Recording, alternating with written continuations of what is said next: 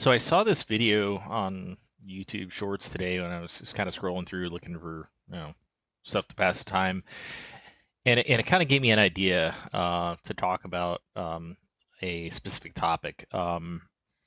And a lot of times when we talk about automotive stuff, we talk about how to do things, right? But we don't actually talk about how does it actually work. And this is a good opportunity to discuss how differentials effectively lubricate themselves, and specifically how they circulate oil into the casting to lubricate the bearings. So here's Dave. Dave has got a shop, and I think somewhere in Utah, and he does a lot of automotive content. And of course, the person posting this video is not Dave. Some random repost. Anyway, let's watch this video here, and we'll talk about the topic that I specifically wanted to cover here. Save yourself some money. So here's what's going on here. These differentials, whether it's a Dodge, a GM, a Ford, I don't care, Toyota, whatever. When you get below that level and that seal starts leaking, all of a sudden there's a pinion bearing right here that runs dry.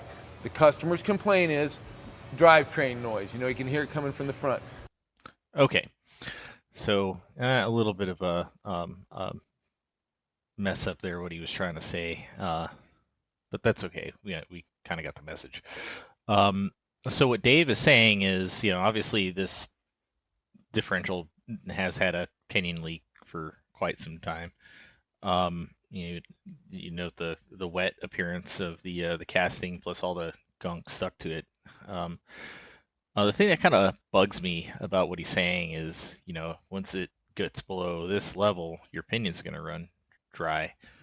Well, that's not necessarily true, and here's why.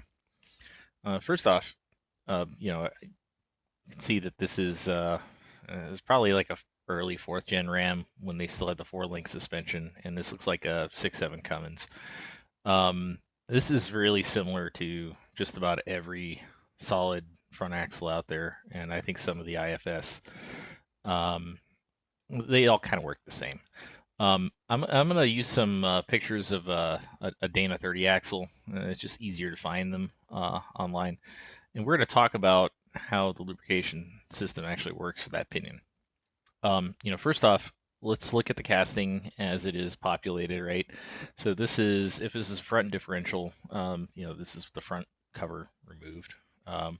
And here we have the carrier, we have the differential, aka spider gears. Here's the ring gear, here's the pinion gear, and this little thing here is called a slinger, and your carrier bearings. If we had a cover on this, what would happen is usually the cover is going to have a fill plug, and those fill plugs are somewhere around the mid center line here of the differential casting. And this happens to be a low pinion casting, and that's probably just going to be right about here, a little bit below that center line. And you're going to fill it up just below that, and it's going to be just enough to cover, like the bottom half of this the carrier and those carrier bearings, right? You always want to have lubrication for the carrier bearings, as well as the pinion bearings, but they get lubricated a little bit differently. And for the most part, this is like a giant oil bath, right? So let's look at a casting, a bare casting. Somebody's taking this apart. Obviously, they're doing some work.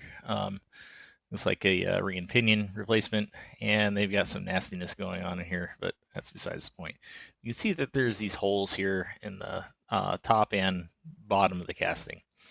If we look at Dave's video again, we can see something here, right? There's a bulge here on the top of the casting, and then there's kind of a bulge in the bottom of the casting. So what's going on here? Let's go back to our pictures. This is actually upside down.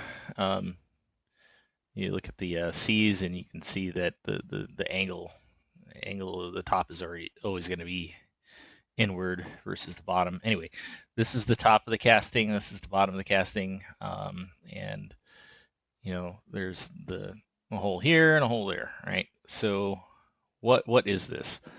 So if we look at that side profile again, um, what's going on here is there's a cavity in between the two bearings, right? The inner bearing is going to be somewhere in this area, and then the outer bearing and the race is going to be somewhere in this area, and then you're going to have the seal on top of everything, right? So what's going on is, you have that carrier that's just partly sitting in the oil bath, and I guess it doesn't really matter what direction this is rotating in. And what's going to happen is it's going to get oil, because this is 90 weight or 140 weight gear oil, and that the teeth of that ring gear are effectively going to grab it and then sling it all over the inside of this casting on plane with that ring gear.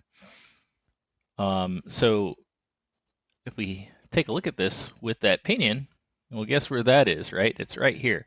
So obviously, if it's turning, oh gosh,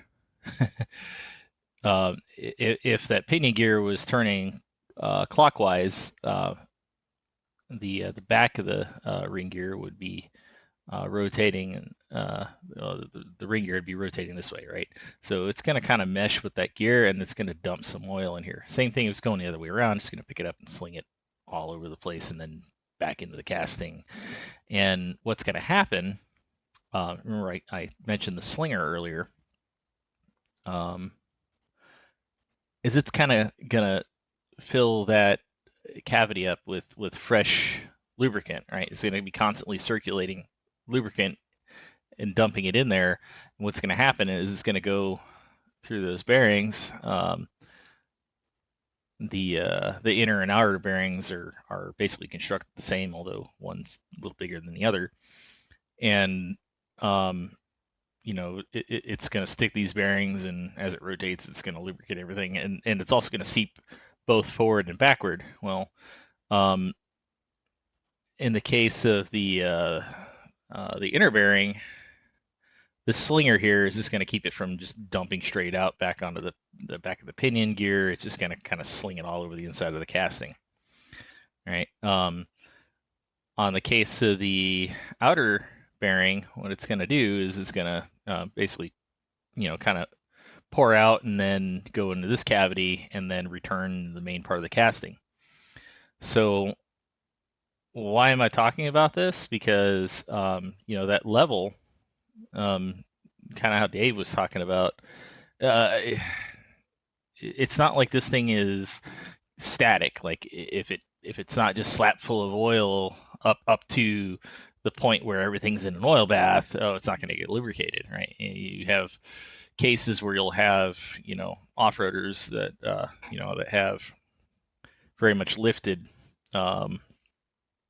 trucks and Jeeps that have very different geometry as far as their pinion angle to accommodate that lift and align everything like it should be. And also you have high pinion differentials, you have low pinion differentials, etc. And it may not be possible to have both the inner and outer bearing in a constant oil bath, right? It just not going to work that way all the time. So yeah, that is important that you have the correct amount of lubricant in there, but this is incorrect what he's talking about, that level here. Take for example, we'll use another example here, a manual transmission. Let's say an NVE 3550, which is, it's in Jeeps and GM trucks, and it takes 2.1 quarts of synchro mesh. So there's things in that transmission that need lubrication that are not constantly in the oil bath, right? What happens when that main shaft rotates is, the gears will pick up the oil. The bottom of the gears are going to be in that oil bath. I say bottom, depends on where it is rotationally. Anyway, and they're kind of going to sling that oil all over the casting, and that's how you end up with a situation where you have that nasty differential we looked at earlier. Like how does this get everywhere? Like if this is, it shouldn't be blackened like this. This is the result of just dirty differential gear oil. You know, if stuff didn't move around here and get all over the place, it wouldn't be blackened like this from the broken down oil. Um, anyway, yeah, that's kind of my feedback. I guess I just wanted to talk about how the stuff actually works versus, just go fix it. Anyway, hope you enjoyed it. Have a good day. Thanks.